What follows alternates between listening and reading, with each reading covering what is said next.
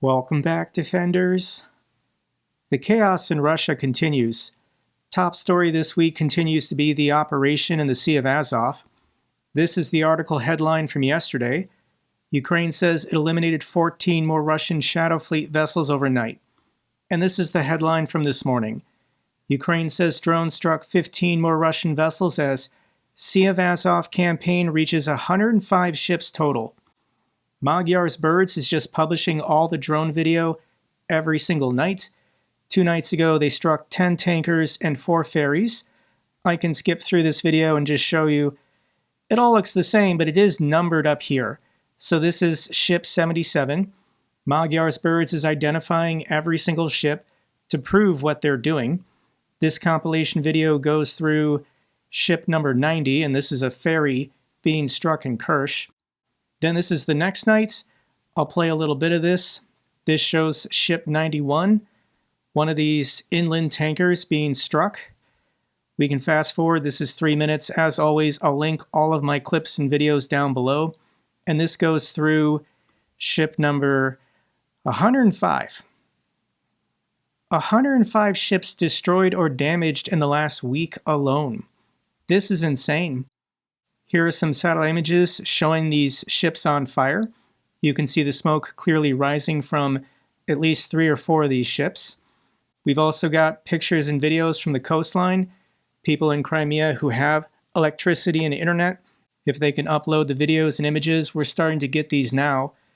And here's a video, once again, just showing one of these small tankers on fire in the Sea of Azov. Here's a video from one of the crews. If you want to see what it looks like when a Firepoint drone slams into the command deck of one of these inland tankers, it's gone. Like the entire command deck has been annihilated in a fire. Here's another video showing the destruction. Some of it's partial, some of it's complete. Either way, these ships are going to have to go under extensive maintenance and repairs before they can safely operate again. Russia halts Don Azov Channel shipping, affecting the grain trade. So as of right now, Russia has just surrendered the Sea of Azov. They're telling all of their military and commercial ships, stay out of the waters. Ukraine is currently hunting everything. So you can see there's a congregation of ships on the Don River. The ships are also down here in Novorossiysk in the Black Sea. But inside the Sea of Azov, there's basically no ships left. The ships that probably are remaining that are damaged, they've switched off their transponders, but it doesn't matter. Ukraine has visual on the entire sea, I'm sure, and they're going to continue striking ships, whether it's ferries or grain ships, cargo ships, oil tankers, whatever. Ukraine is saying this is a no-go zone for Russian shipping now. Russia also took some losses for air defense in the region. This is Ukraine's Unmanned Systems Forces releasing the video showing the destruction of an S-400 launcher. I can go forward and you can see there's the truck there. Next up to be destroyed in this video, this is a Tor M2 air defense system. It's located right there. We can then skip ahead, and next thing to be destroyed is a Panzer S-1 air defense system. These have not been performing well lately. And then finally, I can show you the destruction of 2 Nibu-U radars. But basically, Crimea is just blind. The air defenses on the peninsula have collapsed. Ukraine's drones are just striking whatever they want to strike. And it's not much better in mainland Russia. Drones set Russia's Syzran refinery ablaze 800 kilometers from the war zone. Ukraine has struck this place numerous times. This might have been the death blow. Here's a picture showing multiple fires. At least 4 or 5 Ukrainian drones successfully struck this refinery. We've got a pretty amazing video. This is showing a Ukrainian drone striking one of the towers, but check this out.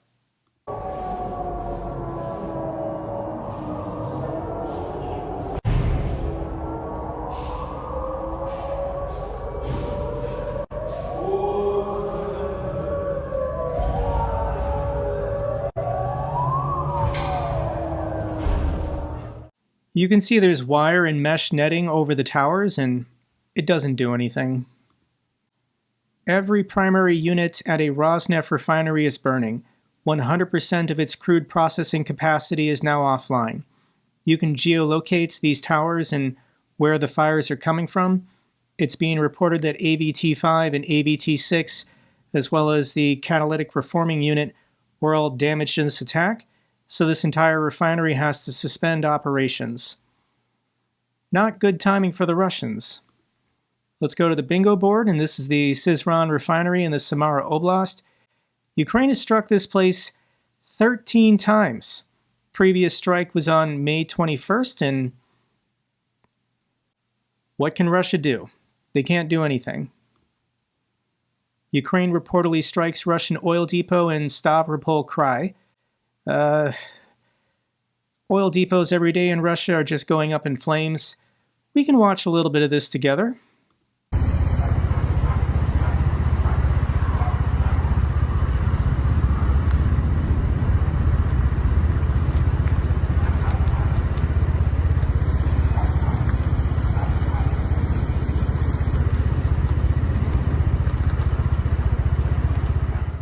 Yep, that is a massive oil depot fire.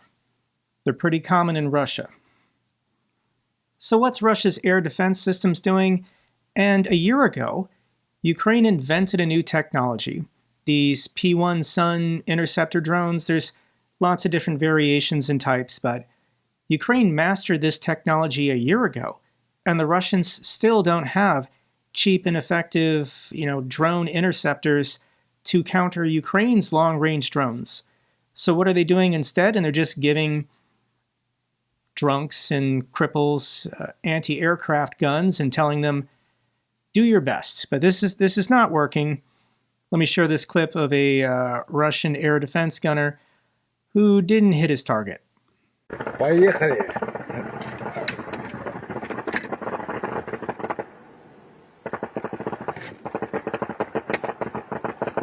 Видишь, нет?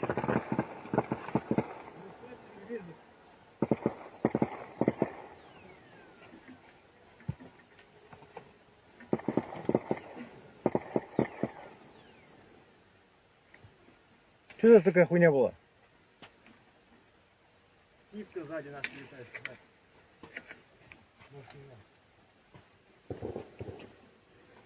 Где ты, петух? Давай! Что-то очень низко он, да? Да, братан. Вон, нихуя там крыло, блядь.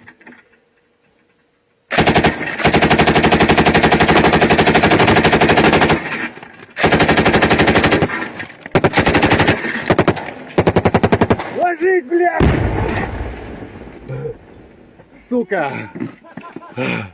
Нихуя себе война, блядь! We're lucky the Russians are this incompetent. If you've not seen this video yet, it went viral yesterday. Hundreds of millions of people have seen this clip by now. But this is a Russian mobile fire group going through training. And this is a Yak-B 12.7 rotary machine gun designed for an Mi-24 helicopter. But the Russians have mounted this on the ground. They're training this guy right here, and once again, if you've not seen the video, this is pretty incredible.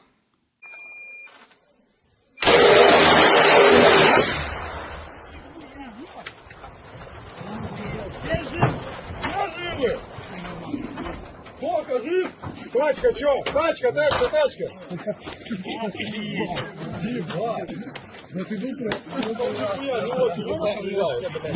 Тихо!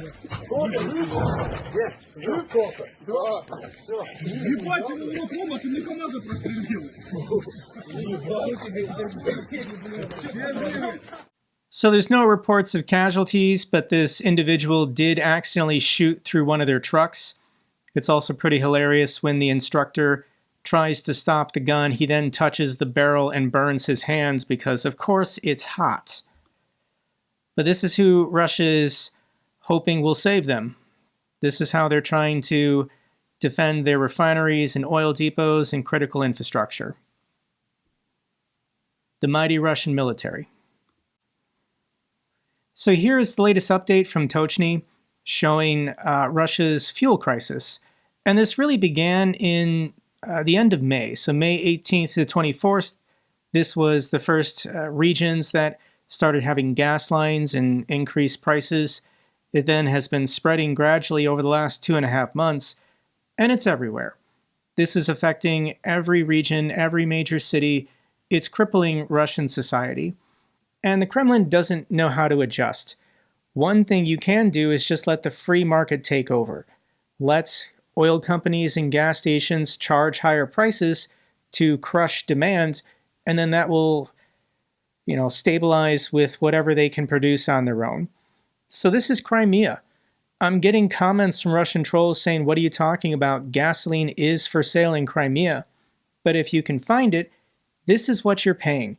450 rubles per liter, which is the equivalent of $5 per liter, which is the equivalent of $22 a gallon for Americans. But when you adjust for purchasing power, what is the average salary of a Russian versus an American, this is closer to paying $80 a gallon here in the United States. Yes, that will definitely kill demand, and then your supply will achieve equilibrium, but this is going to put everyone out of business. Nobody can afford these prices. Next clip I'm going to show you is from a Russian man who filled up in Mirny. So this is in the middle of nowhere, Siberia. You could even say this is the Far East, where Russia's refineries aren't even being struck. And this is what this Russian man is paying for gasoline. Hell no, it's 380 rubles. That's some kind of nonsense. I just stopped at that gas station in Mirny out of curiosity and filled up. I had 2,700 rubles, and I managed to put almost 7 liters of fuel into the tank. 380 rubles, guys. This is not a joke. I actually paid that money. By the way, they only accept cash. Cards don't work here.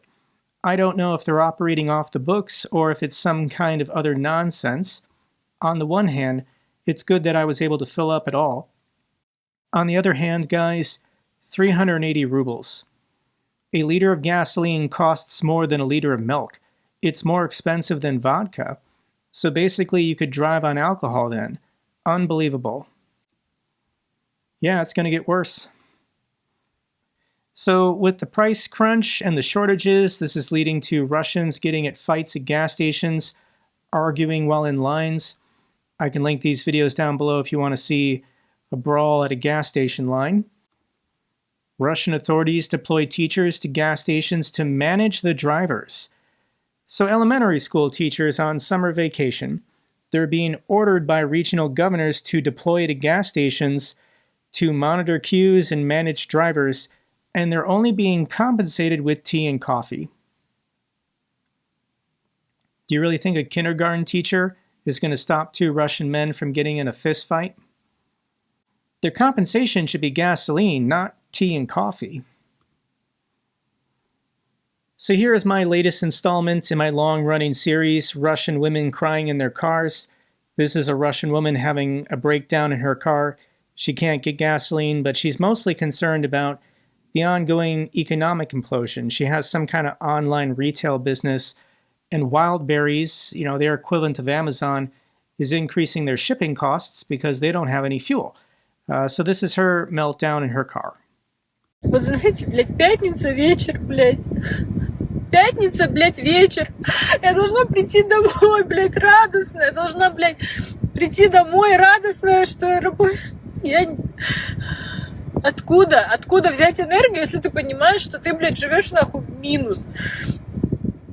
Не в маленький минус. Потому что ебаное, блядь, поднятие комиссии Валбериса, поднятие цен, блядь, сразу минус, блядь, прибыли, блядь, настолько, что ты, блядь, нихуя не то, что ты себе, блядь, ты ничего, блядь, не можешь. И, блядь, ты вообще нихуя не можешь, твоя жизнь от тебя вообще не зависит, блядь.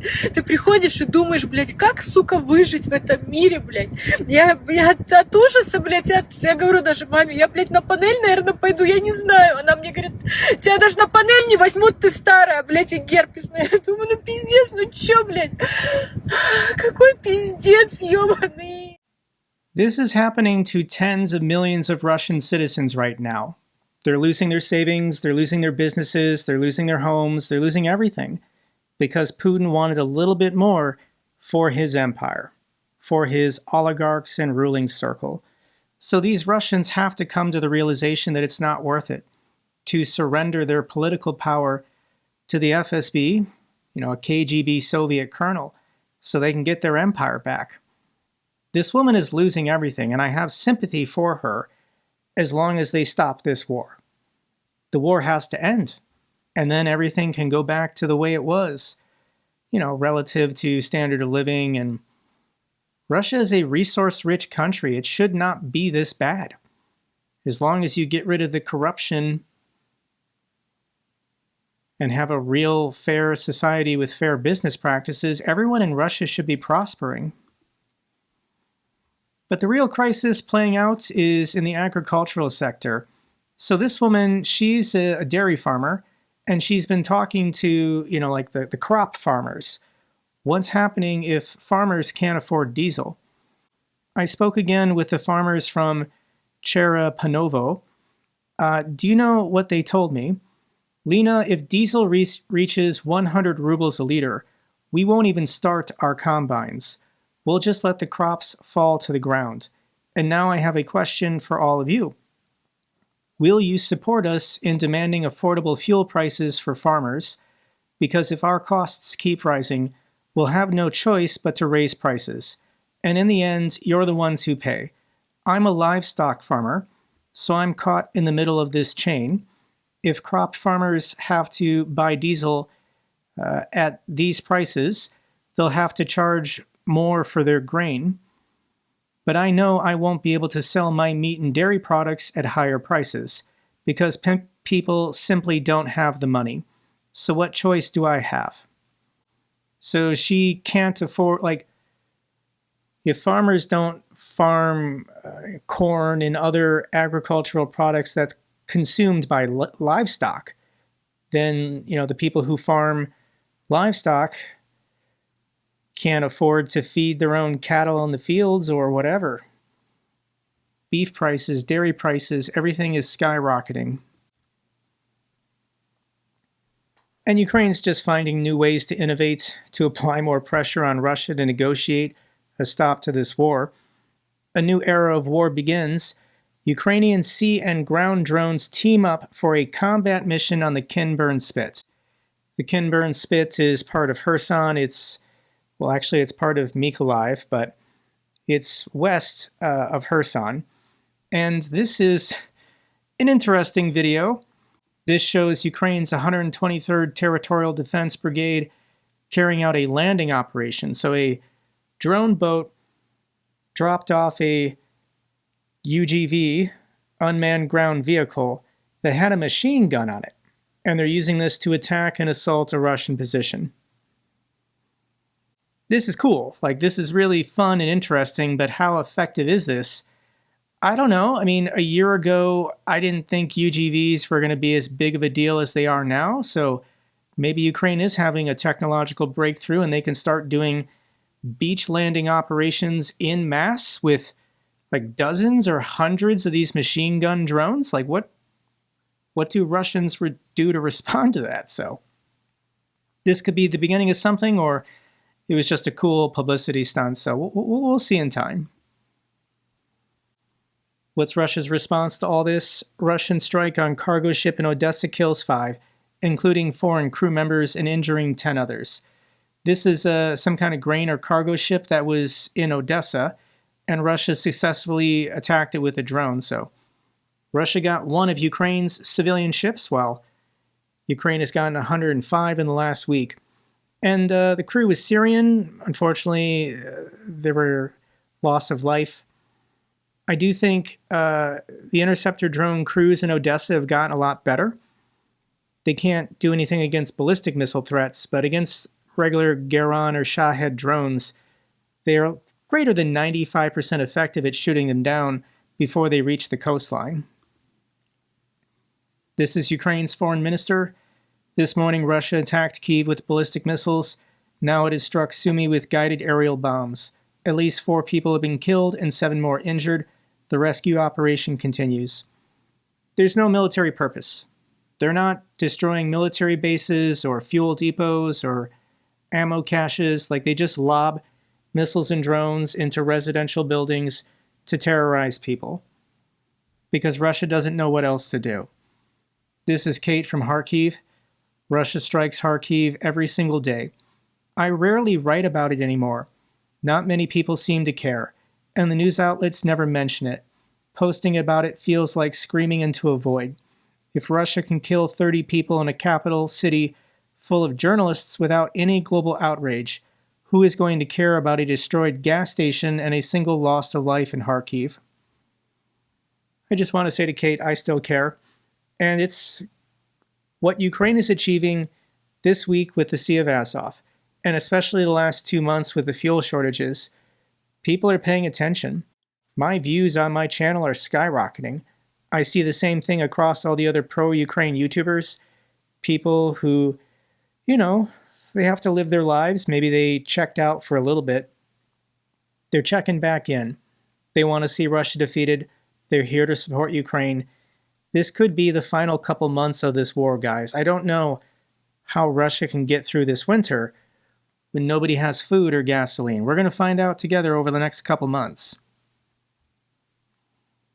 And this is wild. In my last video, I showed you guys that clip of Senator Lindsey Graham. And hours after I published that video, he had a heart attack and died. He was 71 years old.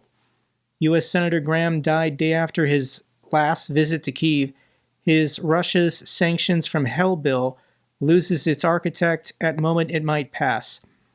Yes, Senator Lindsey Graham was important for this bill, but I still think it's going to pass in the Senate. True champion of freedom. This is what Zelensky posted to remember Senator Graham.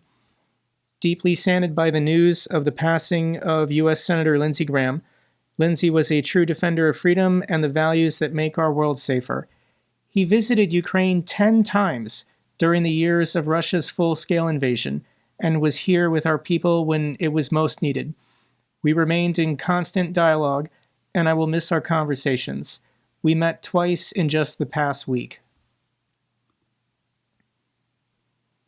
So we have to ask the question, was there foul play?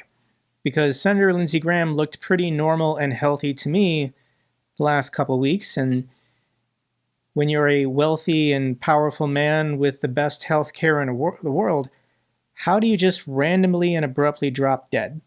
So Russian opposition figure Igor Eidman claims that Lindsey Graham may have been killed by Kremlin intelligence services. This is what there's no evidence of it, but people are saying we have to entertain the idea. This is Megan Mobbs. This is the daughter of General Keith Kellogg.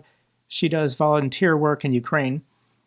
Regarding Senator Graham's tragic passing, cardiac arrest is not an adequate answer. Cardiac arrest tells us how his life ended.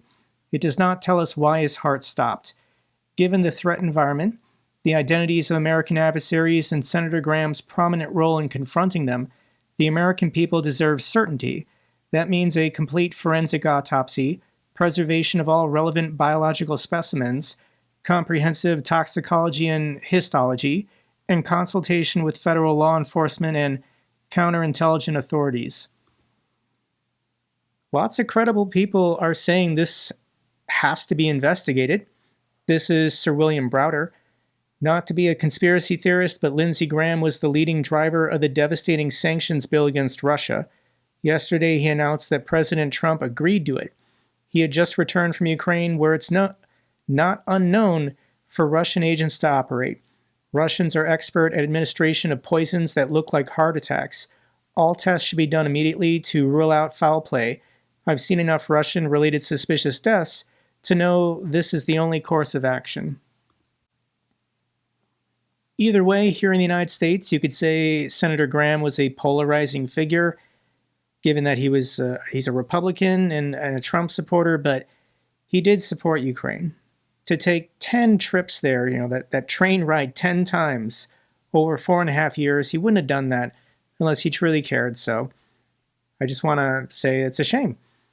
And I hope there is still political courage and will in the United States Senate to pass this sanctions bill and Do it for Lindsey. One piece of good news I found: Germany funds 50,000 strike drones for Ukraine. This is a 90 million euro aid package in which 50,000 attack drones will be funded by Germany.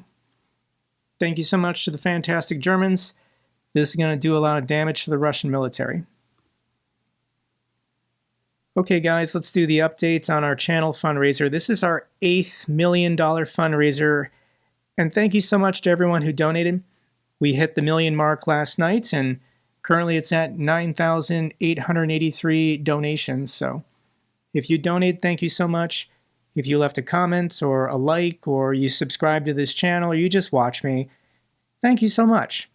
Now, I'm not going to put the link to the fundraiser down below. If you still want to go for a patch, you can. But if you are looking to still contribute and kick in a smaller amount, can I recommend that you go to one of the other patch campaigns? This is all the same money. Like, the money you donate goes to the NAFO 69th Sniffing Brigade. They use it to buy trucks. They're delivered to Ukrainian units. And these are other, like Telegram channels and Twitter channels, smaller, less prominently known individuals who want to help Ukraine and do fundraising. So they all have their own individual fundraising goals, usually 1 or 2 trucks. And if you want to contribute to mine, fine. But if you want to help one of these other content creators hit their fundraising goals, they would greatly appreciate it. So thank you again, everyone, for your incredible generosity. Final video I have for you is Mars the cat comforting his human Svetlana while in a shelter during a Russian attack.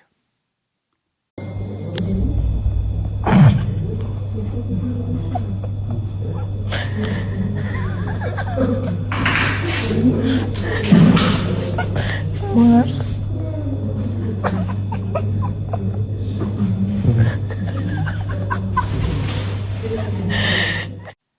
I don't know, I think that cat has seen some things. He looks steady. That's all for this update video. Glory to Ukraine, glory to the heroes. If you found this video informative, give me a thumbs up. Best way to support the channel. Comments and questions, let me know down below. I love hearing from you guys. Till the next video, keep defending the truth, keep defending democracy.